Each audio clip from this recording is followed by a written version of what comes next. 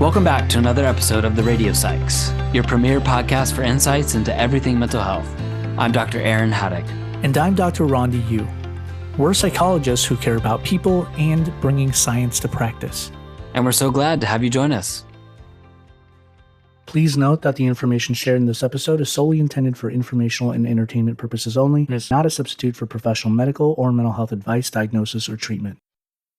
Today's topic is harnessing deliberate practice for skill building and mental health. Hey, Aaron. Did you watch the Olympics? Oh yeah, it was such a fun thing to do with my family this past summer. How about you? Yeah, I did.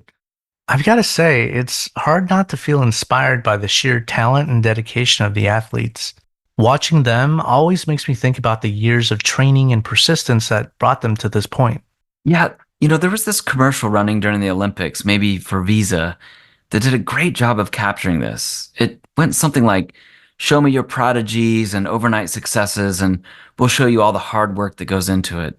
The long, tough days and the countless small steps that got them there. Yeah, that nails it. It's actually a pretty good summary of the research on expertise. It is, isn't it? Totally. And while most of us aren't training to be the best in the world at something, there's so much we can learn from the methods that these athletes use to master their skills. Right. The science behind their success isn't just for Olympians.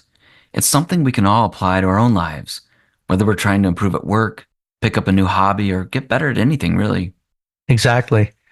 Today, we're going to explore how these research-backed strategies can help you on your journey to mastering any skill, whether it's training for a marathon, learning a new language, or even enhancing your mental health.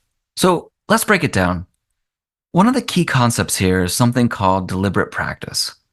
Rondi, can you tell us more about this? Sure. Deliberate practice is a structured and highly intentional approach to improving skills. It's what separates casual hobbyists from the best in the world.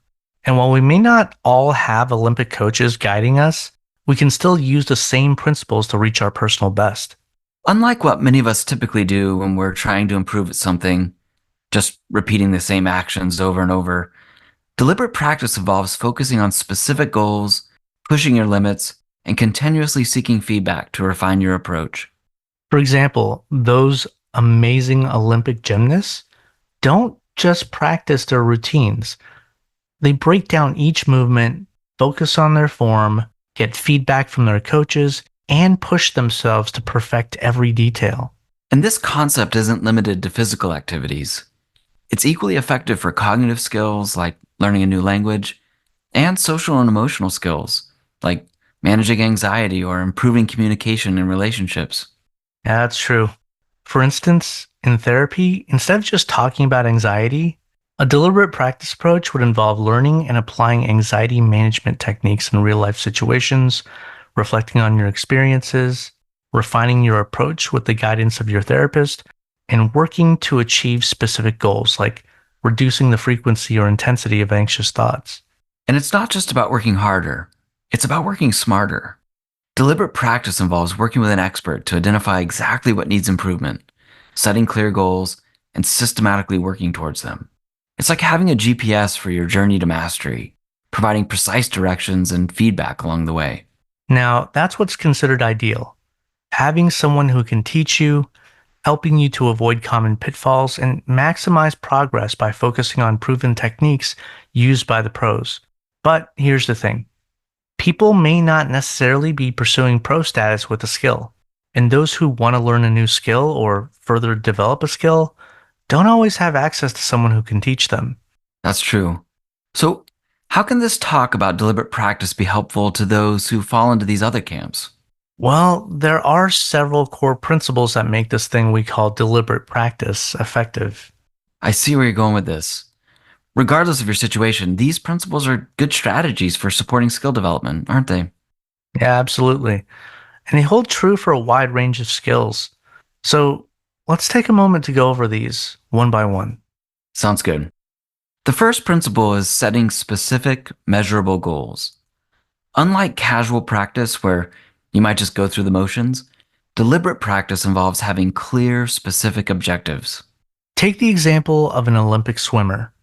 Instead of just swimming laps, They might focus on shaving a fraction of a second off their turn times or perfecting their stroke technique to improve efficiency in the water.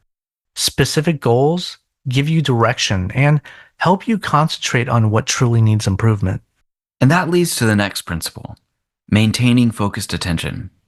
It's not enough to just go through the motions. To truly improve, you need to be fully present, concentrating on each aspect of your performance. And here, it's important to eliminate anything that takes your focus away from the task at hand. This could mean practicing in a quiet place, turning off your phone, or even mentally preparing yourself before you start with some mindfulness meditation, for example. Another key aspect is getting immediate feedback.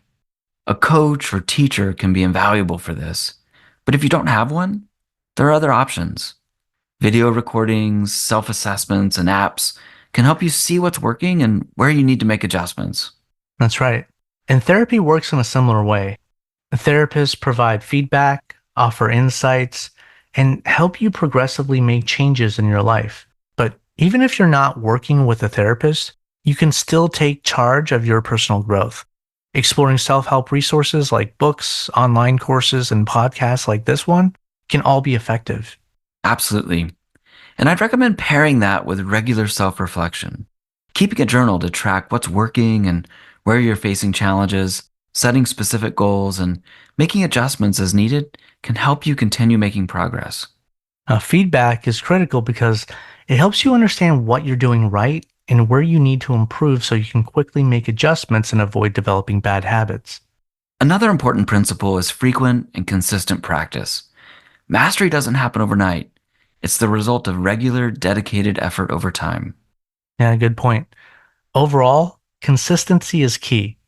Whether it's daily or several times a week, having a regular practice schedule helps reinforce the skills you're working on. It's all about building those neural connections and muscle memory over time. And finally, deliberate practice involves challenging yourself, sometimes by pushing yourself beyond your current abilities, and other times by adopting a new habit or technique to enhance your performance or support your well-being. This is where growth happens. Now, it might feel uncomfortable, but it's crucial for picking up a new skill or reaching higher levels of performance. The goal is to find that sweet spot where you're challenged but not overwhelmed. That can be a tough balance to strike. Do you have any tips on how people can keep their motivation up when the going gets tough? Yeah, setting short-term milestones, celebrating small victories, and connecting your practice to a larger, meaningful goal can help you maintain motivation. For instance, when it comes to exercise, I try to keep in mind that I'm doing it because I want to live a long, healthy, and active life with my family and friends. Exactly. Whether it's for your mental health or advancing your career or whatever, connecting with your why can keep you going when things get tough. Another tip is to find a community. Even if you're practicing on your own, having others to share your progress with, exchange tips, or even just to encourage you can make a huge difference. Right. There's something powerful about being part of a community, even if it's just a virtual one. It adds a layer of accountability and support that can help you stay on track. So, whether you're learning independently or with a coach, the principles of deliberate practice can still be incredibly effective.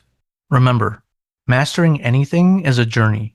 It requires patience, dedication, and a willingness to embrace challenges. That's true.